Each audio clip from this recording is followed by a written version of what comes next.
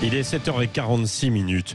Une douceur inhabituelle sur le territoire. Depuis quelques jours, ça ne vous a pas échappé. Là, c'était véritablement Noël au balcon. C'est la vieille formule que l'on donne depuis des années. Est-ce qu'il n'y aura pas cotisons? Ça, ce sera autre chose. Alors, dans Sud Radio vous explique, nous sommes avec Frédéric Long, qui est prévisionniste à Météo France. Bonjour. Bonjour. 20 degrés hier à Biarritz, 14 à Paris, 18 à Strasbourg, pour aller un petit peu partout en France. La France a battu des records de douceur ce week-end. Oui, ce week-end, les 2 jours, le samedi 31 et le dimanche 1er, ces journées ont été exceptionnellement douces.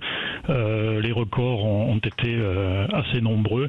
Le 31 décembre, pour donner une idée, a été la 3e journée du mois de décembre la plus douce depuis le début des mesures agrégées sur le pays en 1947.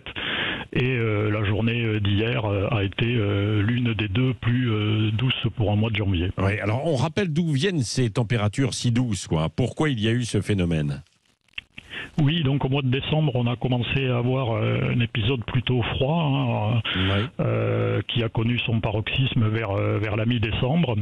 Et puis ensuite, c'est un flux de sud-ouest qui s'est mis en place en altitude et qui a ramené de l'air brutalement, nettement plus doux. Et puis là, sur la fin d'année, on a eu ce qu'on appelle un phénomène de rivière atmosphérique, c'est-à-dire une masse d'air très douce et humide qui a été transportée depuis assez loin depuis les zones subtropicales de l'Atlantique jusqu'à notre pays et qui a donné donc cette grande douceur. Alors ces rivières, elles existaient auparavant, elles ont toujours existé, mais pourquoi elles ne venaient peut-être pas autant ou si fréquemment chez nous en cette période, Frédéric Long? Alors, c'est vrai qu'en hiver, ça n'est pas si fréquent, mais c'est un type de situation qui a toujours existé. Ce qui est exceptionnel sur cet épisode-là, c'est plutôt l'intensité du pic de douceur qui a été associé.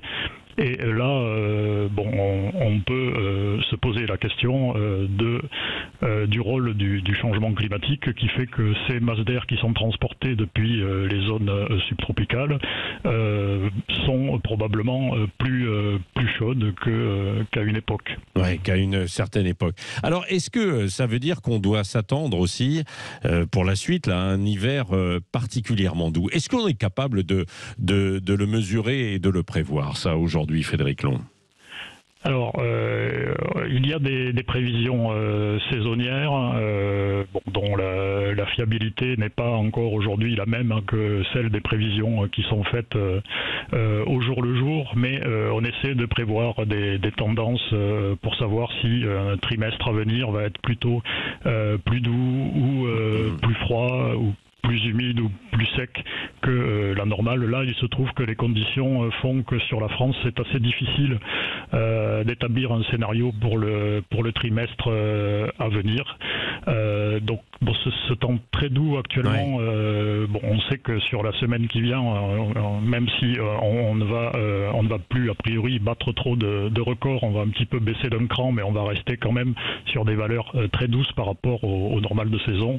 Après, pour la suite, c'est difficile de se prononcer, ça ne préjuge pas de ce qui peut se passer. Et pourtant, je rappelais en introduction le fameux dicton, Noël au balcon, pas cotisons. Ça veut dire que depuis des générations, il y avait parfois cette possibilité d'un hiver, enfin d'un Noël entre guillemets plus calme, plus doux, et en revanche de grands froids un petit peu plus tard, quoi, et qui arrivait jusque Pâques avec cette possibilité d'être devant un feu de cheminée à Pâques, devant au tison, quoi.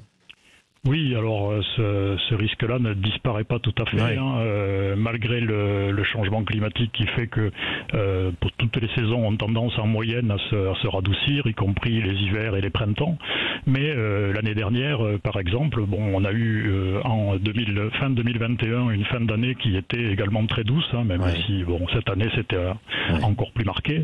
Et puis, on a eu, peut-être pas pour Pâques, mais début avril, une brève période de gelée printanière tardive qui a fait d'ailleurs des dégâts sur certaines cultures. Ouais, ça a été assez dramatique, hein, bien sûr. Donc avec ces épisodes chaotiques de la météo. Frédéric Long, là, vous avez dit ça va un peu baisser là, cette semaine. Et du côté des précipitations, de la pluie, parce que là, on le voit dans certaines régions, on est quand même bien arrosé. Ça va se poursuivre aussi ou pas ? Alors cette semaine, oui, on va retrouver un temps de nouveau perturbé en fait après la perturbation d'aujourd'hui là qui traverse le pays. On aura un temps plus sec demain, mais ensuite pour le reste de la semaine, on aura des perturbations certes pas forcément très actives parce que les pressions sont relativement élevées sur le pays, mais on aura un temps perturbé au moins sur les 3/4 nord du pays durant la semaine. Maintenant, plus généralement au niveau des précipitations, c'est vrai que l'année 2022 aura été l'une des plus sèches en France métropolitaine.